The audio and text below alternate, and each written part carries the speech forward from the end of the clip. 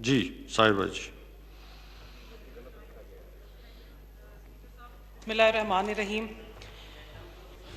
Speaker صاحب، 2018 کے election میں پی ٹی آئی کے ووٹرز کو خواب دکھائے گئے نیا پاکستان کے، خوشحال پاکستان کے، تعلیم کا انصاف، صحت کا انصاف، اور آج ان کی تعبیر آپ کے سامنے ہے. اور تعبیر خاص طور پہ ان نوجوانوں کے سامنے ہے جنہوں نے بڑھ کے آگے ووٹ دیا. سب سے پہلے میں بات کروں گی کہ اس بجٹ کی کوئی سمت نہیں ہے. اس کے بعد میں بات کروں گی تعلیم کے انصاف سے، بات شروع کروں گی. تعلیم کا انصاف کہوں یا تعلیم پہ ہاتھ صاف کہوں.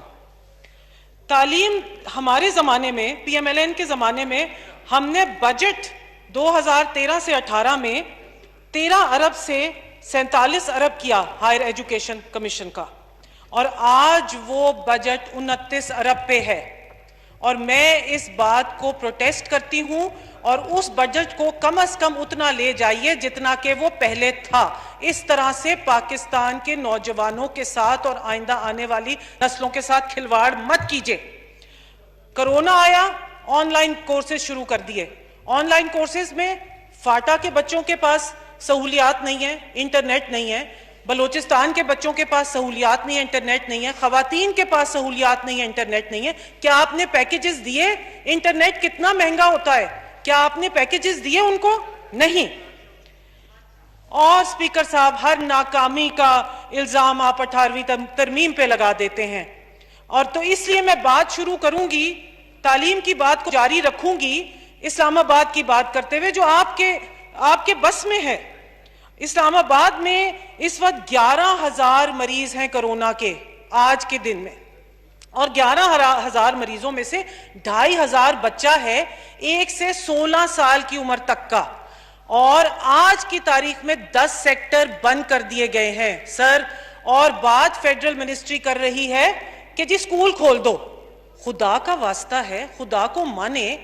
آپ نے جو معیشت کے آڑ میں جو لوگوں کے ساتھ کیا عید پہ، وہ آپ بچوں کے ساتھ نہیں کر سکتے. جنوری 2022 تک 21 تک آپ بالکل سکول کھولنے کی بات ہی نہیں کر سکتے. بچوں کے ساتھ یہ کھلواڑ نہیں ہو سکتی. آپ دیکھیں کہ کیا صورتحال ہے. صحت کے انصاف کی بات ہوتی ہے سر، میں اسلام آباد سے ہی بات شروع کروں گی، کیونکہ اگر میں صوبوں پہ جاتی ہوں تو 18ویں ترمیم کی بات آ جاتی ہے. 1985 میں یہاں پر 3.5 لاکھ آبادی تھی اور ہسپتال بنایا گیا پمس. آج 35 لاکھ آبادی ہے. پچھلے 2 سالوں میں آپ نے کسی نئے ہسپتال کا سنگ بنیاد رکھا؟ کرونا میں کیا حالات ہیں پمس کے، کرونا میں کیا حالات ہیں پولی کلینک کے. یونیسیف کہتا ہے ایک ریسرچ کے مطابق کہ کرونا کے پینڈیمک میں پاکستان میں 50 لاکھ بچہ پیدا ہوگا. وہ 50 لاکھ بچہ کہاں پر پیدا ہوگا؟ ہسپتالوں میں تو جگہ نہیں ہے. ان بچوں کے لیے آپ کے پاس کیا پلاننگ ہے؟ ان کے خوشحال مستقبل کے لیے آپ کے پاس کیا پلاننگ ہے؟ دوسری سانس میں یونیسیف کہتا ہے کہ آپ نے پولیو کے قطرے معطل کر دیے ہیں. اور نہ صرف پولیو کے قطرے معطل کیے ہیں بلکہ آپ نے حفاظتی ٹیکے بچوں کو لگانا بند کر دیے ہیں. تو یہ مجھے بتائیے کہ اس خوشحال پاکستان کی سمت کس طرف جا رہی ہے؟ خان صاحب کنٹینر پہ کھڑے ہو کے کہتے تھے کہ بچوں کا قد نہیں ہے. میں ان بچوں کی بہترین نگہداشت کرواؤں گا، میل نیوٹریشن بچوں کو کھانا پینا فراہم کروں گا. اس وقت ہمارے پاکستان میں 60 سے زیادہ فیصد بچہ میل نیوٹریشن ہے، سٹنٹنگ ہے، گروتھ میں ایشوز ہیں، تعلیم میسر نہیں ہے. اور اس کے بعد سر میں یہ بھی بات بتانا چاہتی ہوں کہ ان کا ڈائریکٹ لنک ہے خورد و نوش کی مہنگے ہونے پہ، جو کہ آج 14% کو چھو رہا ہے.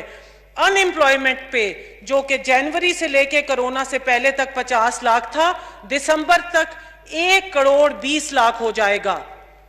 اس کے علاوہ سر آپ نے جو ہمارے گورنمنٹ کے امپلائیز ہیں ان کی تنخواہ نہیں بڑھائی. کم از کم 16 گریڈ تک کی تو تنخواہ بڑھا دیجئے. آخر اس تنخواہ کا فائدہ کس کو ہوتا ہے؟ وہ گھر جب لے کے جاتے ہیں تو وہ بچہ ہی تو کھانا کھاتا ہے. تو خان صاحب، یہ جو میل نیوٹریشن تھی، جو آپ ان امپلائمنٹ کریٹ کر رہے ہیں، خورد و نوش میں اتنی مہنگائی پیدا کر رہے ہیں، یہ ان امپلائمنٹ تو زیادہ ادھر ہی جا کے لنک ہو رہی ہے. روٹی ہمارے زمانے میں پی ایم ایل این کے زمانے میں 6 روپے تھی, آج 20 روپے ہے. کون کھا سکتا ہے خرید کے یہ روٹی؟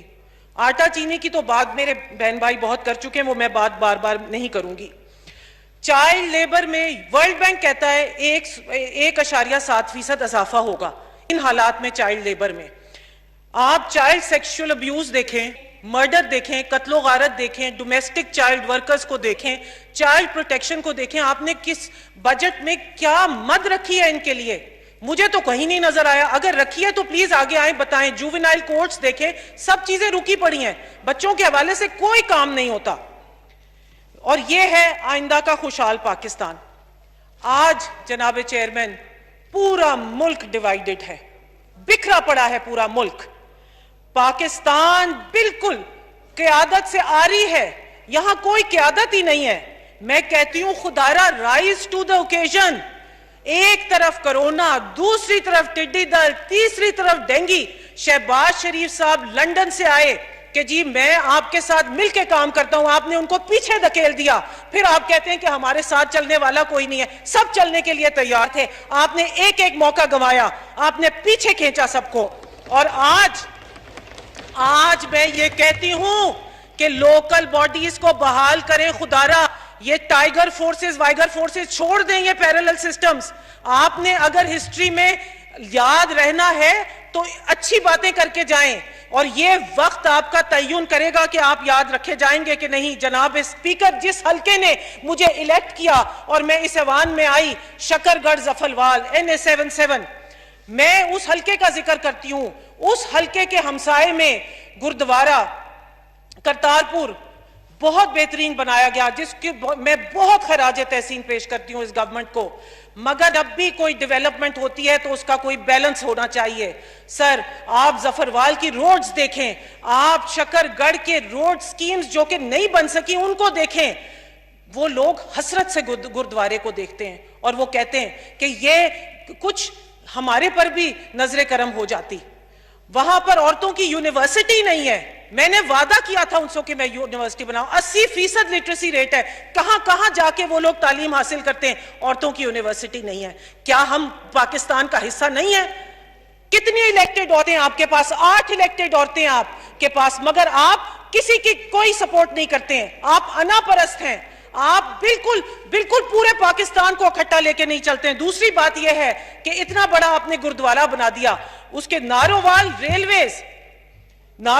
ریلویز امروچک تک بننی چاہیے, وہاں ریلوے بھی نہیں ہے. آپ اس علاقے میں جا کے تو دیکھیں, گردوارے کی چھت پہ چڑھ کے ایک نظر ارد گرد ڈال کے تو دیکھیں, آپ کو احساس ہوگا کس قدر بالکل جس نے بھی وہ ڈیولپمنٹ کیا اپنے ارد گرد کوئی نظر نہیں ڈالی, اور ڈلنی چاہیے. آج میں چیلنج کرتی ہوں, آج آپ آ کے میرے علاقے میں میرے ساتھ کھڑے ہوں. آپ کو پتہ ہے خواتین کو کتنی مشکلیں ہوتی ہیں جب وہ الیکشن جیت کے آتی ہیں. 1 لاکھ سے اوپر ووٹ لے کے آئی ہوں میں اس ایوان میں.